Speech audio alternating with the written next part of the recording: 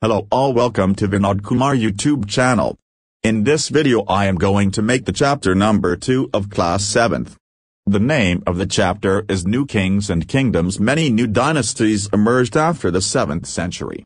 Map 1 shows the major ruling dynasties in different parts of the subcontinent between the 7th and 12th centuries. The emergence of new dynasties by the 7th century. There were big landlords or warrior chiefs in different regions of the subcontinent.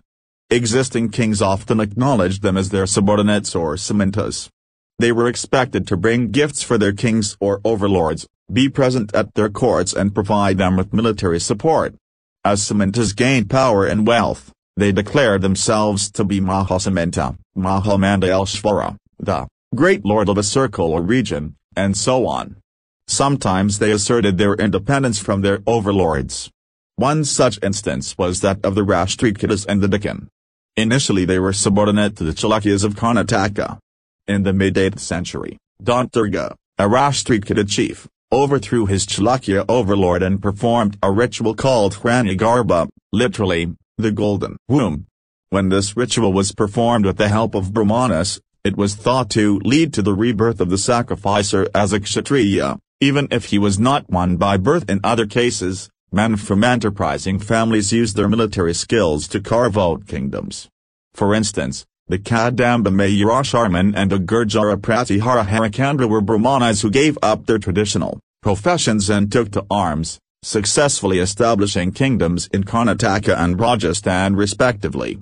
Administration in the kingdoms. Many of these new kings adopted high-sounding titles such as Maharaja Adraja, Great King, Overlord of Kings, Tribhuvana Chakravartin, Lord of the Three Worlds, and so on. However, in spite of such claims, they often shared power with their sementas as well as with associations of peasants, traders and brahmanas. In each of these states, resources were obtained from the producers, that is, peasants, cattle keepers, artisans, who were often persuaded or compelled to surrender part of what they produced. Sometimes these were claimed as rent due to a lord who asserted that he owned the land. Revenue was also collected from traders. These resources were used to finance the king's establishment, as well as for the construction of temples and forts. They were also used to fight wars, which were in turn expected to lead to the acquisition of wealth in the form of plunder, and access to land as well as trade routes. The functionaries for collecting revenue were generally recruited from influential families, and positions were often hereditary. This was true about the army as well. In many cases, close relatives of the king held these positions. Prashastas on land grants. Prashastas contain details that may not be literally true, but they tell us how rulers wanted to depict themselves as valiant, victorious warriors. For example, these were composed by learned brahmanas, who occasionally helped in the administration. Kings often rewarded brahmanas by grants of land. These were recorded on copper plates, which were given to those who received the land. Unusual for the 12th century was a long Sanskrit poem containing the history of kings who ruled over Kashmir. It was composed by an author named Kalhana. He used a variety of sources, including inscriptions, documents, eyewitness accounts and earlier histories, to write his account. Unlike the writers of Prashastas, he was often critical about rulers and their policies. Warfare for wealth. You may have noticed that each of these ruling dynasties was based in a specific region. At the same time, they tried to control other areas. One particularly prized area was the city of Kanauj in the Ganga Valley. For centuries, rulers belonging to the Gurjara Pratihara, Rashtrikita and Pala dynasties fought for control over Kanauj. Because there were three parties in this long-drawn conflict, historians often describe it as the tripartite struggle. As we will see, pages 62 to 66, rulers also tried to demonstrate their power and resources by building large temples. So, when they attacked one another's kingdoms, they often chose to target temples, which were, sometimes extremely rich. You will read more about this in chapter 5. One of the best known of such rulers is Sultan Mahmud of Ghazni, Afghanistan. He ruled from 997 to 1030, and extended control over parts of Central Asia, Iran and the northwestern part of this subcontinent. He raided the subcontinent almost every year. His targets were wealthy temples, including that of Somnath, Gujarat. Much of the wealth Mahmud carried away was used to create a splendid capital city at Ghazni. Sultan Mahmud was also interested in finding out more about the people he conquered, and entrusted a scholar named al-Biruni to write an account of this subcontinent. This Arabic work, known as the Kitab al-Hind, remains an important source for historians. He consulted Sanskrit scholars to prepare this account. Other kings who engaged in warfare included the Shahmanas, later known as the Chalhans, who ruled over the region around Delhi and Ajmer. They attempted to expand their control to the west and the east, where they were opposed by the Chalukyas of Gujarat and the Gahidvalas of western Uttar Pradesh. The best-known Shahmana ruler was Prithvaraja III, 1168–1192, who defeated an Afghan ruler named Sultan Muhammad Ghori in 1191, but lost to him the very next year, in 1192. From Uraiyur to Thanjavur, how did the Kolais rise to power? A minor chiefly family known as the Mutt-Araili held power in the Kaveri Delta.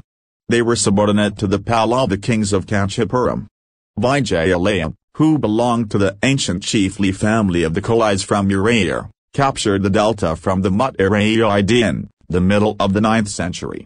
He built the town of Thanjavur and a temple for goddess Nishamasudini there. The successors of Vijayalaya conquered neighboring regions and the kingdom grew in size and power. The Pandyan and the Pallava territories to the south and north were made part of this kingdom.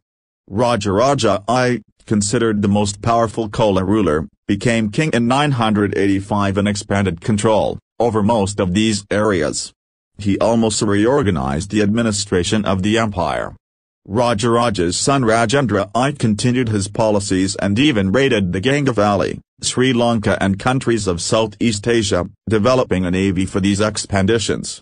Splendid temples and bronze sculpture. The big temples of Thanjavur and Gangamakandakalapuram, built by Rajaraja and Rajendra, are architectural and sculptural marvels. Chola temples often became the nuclei of settlements which grew around them. These were centers of craft production. Temples were also endowed with land by rulers as well as by others. The produce of this land went on to maintaining all the specialists who worked at the temple and very often lived near it: priests, garland makers, cooks, sweepers, musicians, dancers, etc. In other words, temples were not only places of worship, they were the hub of economic, social and cultural life as well. Amongst the crafts associated with temples, the making of bronze images was the most distinctive. Chola bronze images are considered amongst the finest in the world. While most images were of deities, sometimes images were made of devotees as well. Agriculture and irrigation. Many of the achievements of the Kolais were made possible through new developments in agriculture. Look at map 2 again. Notice that the river Kaveri branches off into several small channels before emptying into the Bay of Bengal. These channels overflow frequently, depositing fertile soil on their banks. Water from the channels also provides the necessary moisture for agriculture, particularly the cultivation of rice. Although agriculture had developed earlier in other parts of Tamil Nadu, it was only from the 5th or 6th century that this area was opened up for large-scale cultivation. Forests had to be cleared in some regions, land had to be leveled in other areas. In the Delta region, embankments had to be built to prevent flooding and canals had to be constructed to carry water to the fields. In many areas 2 crops were grown in a year. In many cases it was necessary to water crops artificially. A variety of methods were used for irrigation. In some areas wells were dug. In other places huge tanks were constructed to collect rainwater. Remember that irrigation works require planning, organizing labor and resources, maintaining these works and deciding on how water is to be shared. Most of the new rulers, as well as people living in villages, took an active interest in these activities. The administration of the empire. How was the administration organized? Settlements of peasants, known as became prosperous with the spread of irrigation agriculture. Groups of such villages formed larger units called Nadu. The village council and the Nadu performed several administrative functions including dispensing justice and collecting taxes. Rich peasants of the Velava caste exercised considerable control over the affairs of the Nadu under the supervision of the central Kola government. The Kola kings gave some rich landowners titles like Muvendavlan, a villain or peasant serving 3 kings, Araya, chief, etc. as markers of respect, and entrusted them with important offices of the state at the center. We have seen that Brahmanas often received land grants or Brahmata. As a result, a large number of Brahmana settlements emerged in the Kaveri Valley as in other parts of South India. Each Brahmata was looked after by an assembly or sabha of prominent Brahmana landholders. These assemblies worked very efficiently. Their decisions were recorded, in detail in inscriptions, often on the stone walls of temples. Associations of traders known as Nagarams also occasionally performed administrative functions in towns. Inscriptions from Mattarumur in Chengalput district, Tamil Nadu, provide details of the way in which the Sabha was organized. The Sabha had separate committees to look after irrigation works, gardens, temples, etc. Names of those eligible to be members of those committees were written on small tickets of palm leaf. These tickets were put into an earthenware pot, from which a young boy was asked to take